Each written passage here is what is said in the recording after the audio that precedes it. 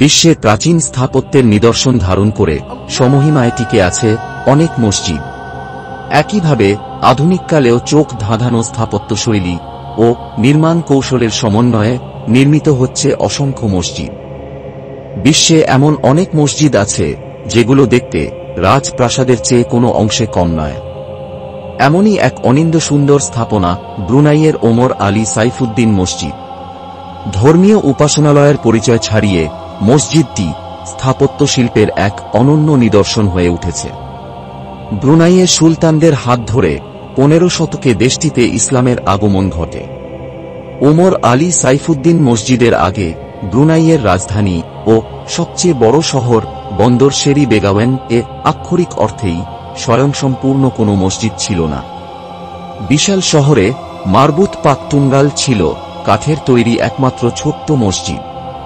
তৃতীয় ওমর আলী সাইফুদ্দিনের দাদা সুলতান মোহাম্মদ জামালুল আলমের আমলে নির্মিত 500 মানুষের ধারণ ক্ষমতার একমাত্র মসজিদটির ছাদ তৈরি হয়েছিল পাম গাছের বড় বড় পাতা দিয়ে। তবে তেল উৎপাদন শুরু হলে ব্রুনাইয়ের অর্থনীতির চাকা সচল হয় এবং সুলতান সাইফুদ্দিনও উচ্চাকাঙ্ক্ষী প্রকল্প হাতে নিতে শুরু করেন।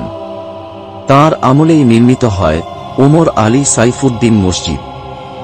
ব্রুনাইয়ের 28তম সুলতান ওমর আলী সাইফুদ্দিনের নামেই মসজিদটির নাম রাখা হয়।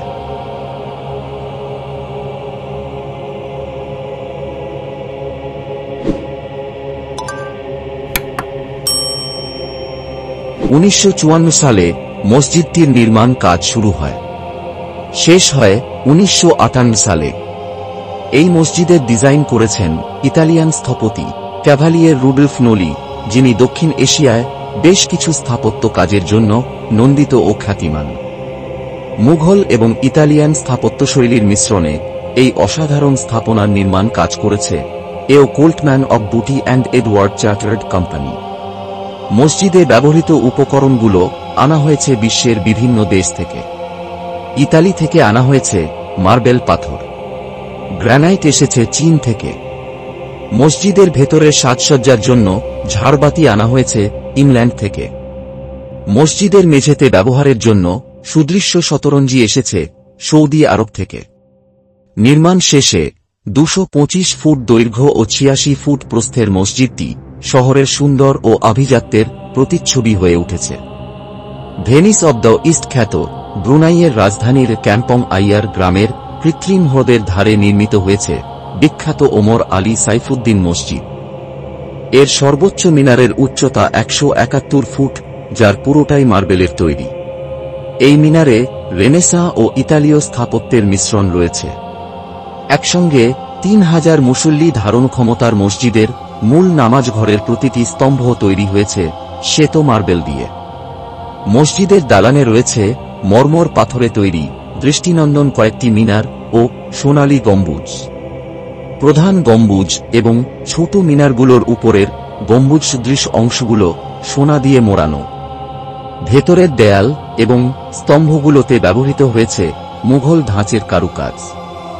গম্বুজের ভেতরের অংশে বসানো হয়েছে নকশাখচিত দামি কাচ। এছাড়া আছে ইসলামিক ক্যালিগ্রাফি, জ্যামিতিক ও ফুলের নকশা। মসজিদ কমপ্লেক্স ঘিরে রয়েছে মনোরম বাগান ও ফোয়ারা।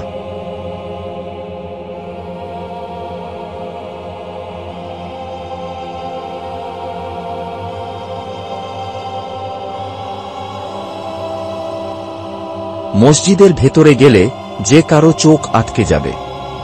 মূল নামাজ ঘরে ঢুকতেই 2টি সিঁড়ি ও একটি এসকেলেটর রয়েছে। মাথার ঠিক ওপরেই ঝুলছে ঝলমলে ঝাড়বাতি। মূল নামাজ ঘরের ঝাড়বাতিটির ওজন প্রায় 4 টন, অন্যগুলোর ওজন 2 টন করে। এখানকার হ্রদে থাকা সর্পিলাকার একটি সেতু সত্যিই দেখার মতো। মসজিদের স্থাপনাকে সংযুক্ত করে এখানে রয়েছে আরেকটি মর্মর পাথরের সেতু, যা দেখতে অনেকটা সুদৃশ্য জাহাজের মতো। একসময় এটি ব্যবহার করা হতো রাষ্ট্রীয় অনুষ্ঠানের জন্য। হ্রদ থেকে মসজিদের প্রবেশপথ হিসেবে তৈরি করা হয়েছে মনোরম একটি বজরা। এটি 16 শতকে নির্মিত একটি বজরার অনুরূপ। প্রাচীন বজরাটি তৎকালীন ব্রুনাই সালতানাতের সুলতান বলকিয়াহ জলযাত্রাকালে ব্যবহার করতেন। পবিত্র কুরআন নাজিল হবার 1400 বছর পূর্তি উপলক্ষে বজরাটি তৈরি করা হয়। বজরা থেকে মসজিদ পর্যন্ত সর্পিল সেতুটি সম্পূর্ণ পাথরের তৈরি। মসজিদের বিশালাকায় দরজাগুলো তৈরি হয়েছে ফিলিপাইন থেকে আমদানি করা কাঠ দিয়ে। প্রতিষ্ঠার পর মসজিদটি বেশ কয়েকবার সংস্কার করা হলেও মূল নকশা কখনো পরিবর্তন করা হয়নি। অনুপম নির্মাণশৈলীর এই মসজিদের নির্মাণ খরচ $10 মিলিয়ন।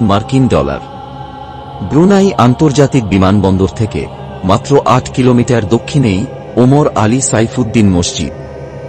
মসজিদের আশেপাশে রয়েছে পৃথিবীর বৃহত্তম প্রাসাদ তথা সুলতানের বাসভবন, ইস্তানা নুরুল ইমান, রয়্যাল রিগালিয়া মিউজিয়াম, ব্রুনাই মিউজিয়াম ইত্যাদি।